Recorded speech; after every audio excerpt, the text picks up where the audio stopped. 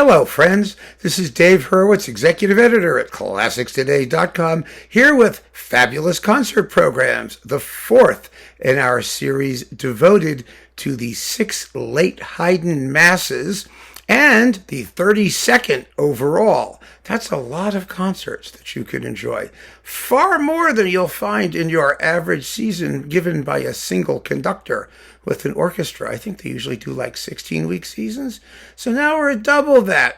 And we've done all kinds of nifty stuff. But these Haydn Mass programs I really love because they give us a chance to talk about the range of interesting choral music that we can present featuring the Haydn Masses and all around them. And in this particular program, we're dealing with the Theresienmesse. Now, the Theresienmesse is the Teresa Mass.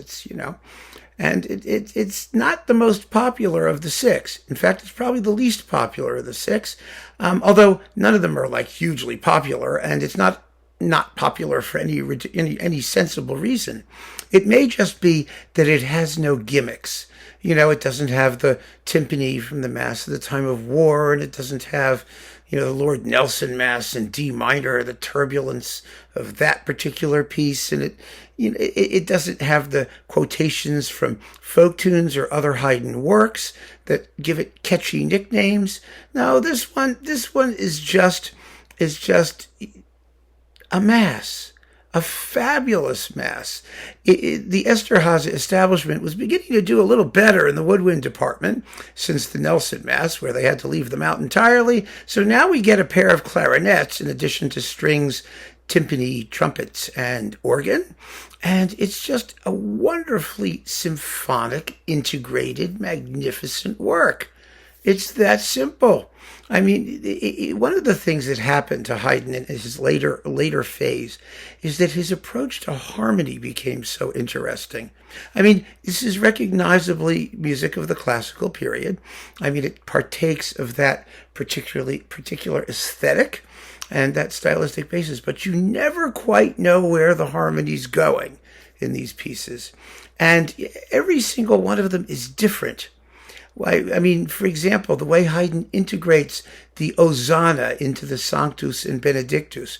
Quite often in previous masses, you hear Ave Sanctus, then the Hosanna, then you have the Benedictus, then the Hosanna comes back exactly the way it did before. But Haydn doesn't do that. He's creating music in very large paragraphs, big chunks. And he's doing it in a very, very surprising way quite often. And this one is absolutely typical of that.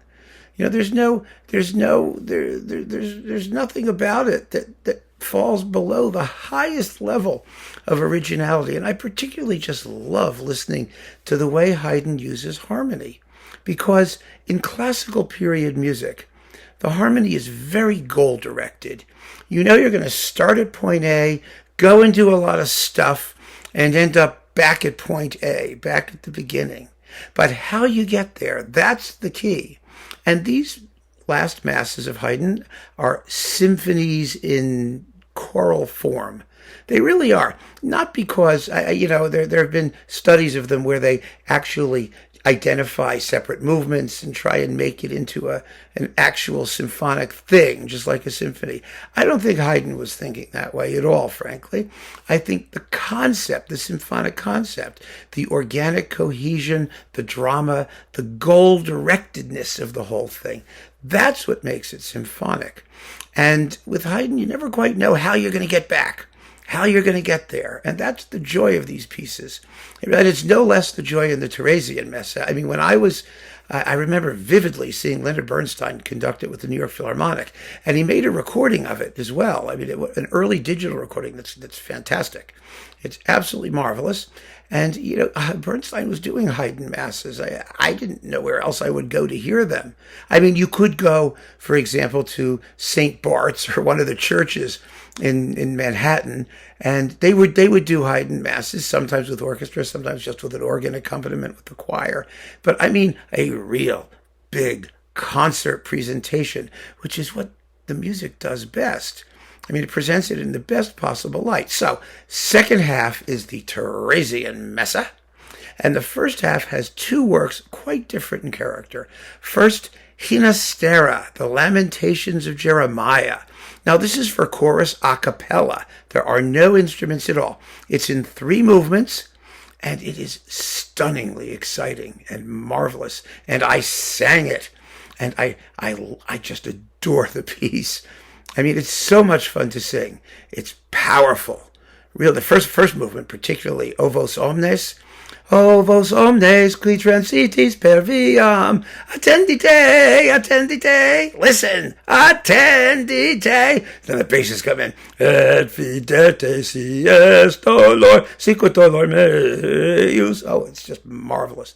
It's a fugue, actually, or a fugal thing, and you get to shout and scream, and then, oh my God. Then the second movement is ego vir videns. It's a slowish movement. And the last movement is innocent and very beautiful.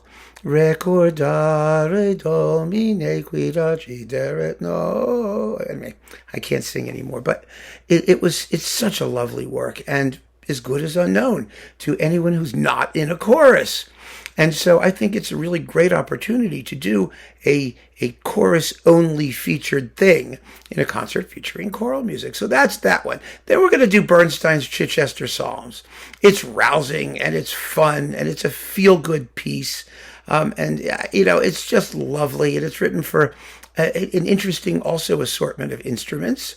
In its large orchestral form. I think it's really one of the great 20th century choral works. And I know there are other people who think it's just too jazzy and too commercial and too Gershwin-y or whatever it is. But nah, it isn't. It's just enormously enjoyable, and it's popular. And there's no reason not to do it. It may bring a few people in who wouldn't otherwise show up. I mean, you never know. You never know. So we'll do those 2 pieces on the first half, which make wonderful contrast because you have the Lamentations on the one hand. The Chichester Psalms are almost wholly joyous on the other hand. And then the Haydn Theresienmesse after intermission. A wonderful survey of the chorus literature. The literature for chorus alone and for chorus and orchestra, which is what I sort of want these programs to do. I want them to present a range of choral music, a range of liturgical music based on familiar texts. And so I think this particular program does that, and I think you'll enjoy it very, very much. So keep on listening, friends. Thanks so much for joining me. Take care.